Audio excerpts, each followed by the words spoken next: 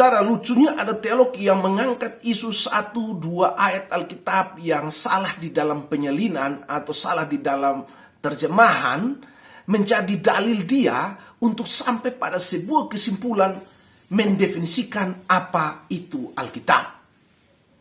Jadi gara-gara 1-2 ayat yang salah di dalam penyalinan dari puluhan ribu ayat Alkitab, dia sampai pada sebuah kesimpulan Alkitab hanya berisi firman Allah. Artinya, tidak semua ayat Alkitab adalah firman Allah. Saudara, saya kira ini tidak sekedar definisi yang intergarden ya, tetapi ini adalah sebuah kesalahan di dalam mendefinisikan apa itu Alkitab. Saya mau beranalogi seperti ini ya. Saya mau beranalogi seperti ini. Saya panggil anak saya Swingli yang baru kelas 1 SD. Saya ambil foto saya yang janggutnya panjang, kumisnya tebal. Lalu saya tanya, Swingli, ini foto siapa? Lalu dia menjawab, itu foto Bapak. Lalu saya ganti foto lagi yang tidak berkumis, tidak berjenggot. Lalu saya tanya dia, ini foto siapa? Dia menjawab, itu masih tetap foto Bapak. Lalu saya bilang, kan tidak ada kumis, tidak jenggot. Dia bilang mau ada kumis ke, mau ada jenggot ke, atau tidak ada, Bapak ya Bapak. Saudara, memang setiap analogi punya kelemahan. Namun analogi ini penekanannya pada substansi firman Allah ya firman Allah.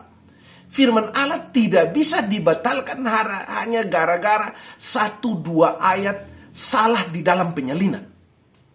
Atau salah di dalam terjemahan. Saudara, saya tanya lagi anak saya Swingli. Swingli, kalau Swingli disuruh salin 5 kata ke dalam bukunya Swingli, lalu ada 1 kata dari 5 kata dimaksud yang salah di dalam penyalinannya Swingli, apa yang Swingli lakukan?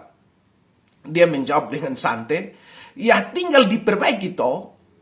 Jadi 1-2 ayat Alkitab yang salah di dalam penyalinan atau penerjemahan tidak harus menjadi alasan saudara merubah definisi Alkitab. Jadi tidak boleh. Saudara, kalau hanya Alkitab itu berisi firman Allah, itu berarti nilainya itu sama dengan buku-buku teologi yang di dalamnya berisi sebagian kutipan firman Allah. Dan kalau Alkitab hanya berisi firman Allah, maka nilainya itu sama seperti syair-syair lagu rohani. Nilainya itu sama seperti puisi-puisi rohani. Bahkan kalau Alkitab hanya berisi firman Allah, maka nilainya akan sama seperti khotbah-khotbah pendeta yang isinya hanya berisi firman Allah atau mengandung firman Allah. Jadi ini harus ada perbedaan ya. Perbedaannya adalah buku teologi itu berisi firman Allah, lagu rohani itu berisi mengandung firman Allah, dan khotbah-khotbah pendeta itu berisi atau mengandung firman Allah, tetapi Alkitab adalah firman Allah. Ini penegasannya. Alkitab adalah firman Allah. Yang berisi firman Allah itu adalah buku teologi. Itu adalah khotbah-khotbah pendeta. Itu yang berisi firman Allah. Alkitab tetap adalah firman Allah. Saudara, definisi Alkitab adalah berisi firman Allah. Ini bisa berakibat manusia sesuka hati menentukan mana yang firman Allah, mana yang bukan firman Allah. Hanya untuk kepentingannya, kepentingan kelompoknya, kepentingan statusnya. Waduh, ini harus dihindari. Bahkan saudara, harus ada kita khawatir akan teolog yang menggunakan definisi ini untuk melakukan skandal terhadap Alkitab. Misalkan dalam tulisan-tulisannya dan ajaran-ajarannya di pendidikan teologi di kampus, dia mengatakan Yohanes 14 ayat 6 itu bukan firman Allah. Masa penghasil Injil yang menaruh perkataan itu dalam mulut Allah. Tetapi di satu sisi saudara, ketika dia diundang untuk berkhotbah di jemaat, Maka dia mengatakan bahwa Yesus Allah, Yesus satu-satunya. Yohanes 14 ayat 6 itu adalah firman Allah. Bayangkan saudara, di kampus dia bilang ini bukan firman Allah. Tetapi di situasi tertentu dia mengatakan ini firman Allah. Ini teolog-teolog yang bermuka dua, yang mengatakan Yesus Allah atau tidak hanya karena kepentingan perut. Saudara harus hati-hati dengan orang seperti ini. Orang seperti ini, waduh, sangat berbahaya bagi gereja. Mudah-mudahan tidak ada, ya, tidak ada bagi kehidupan bergereja kita.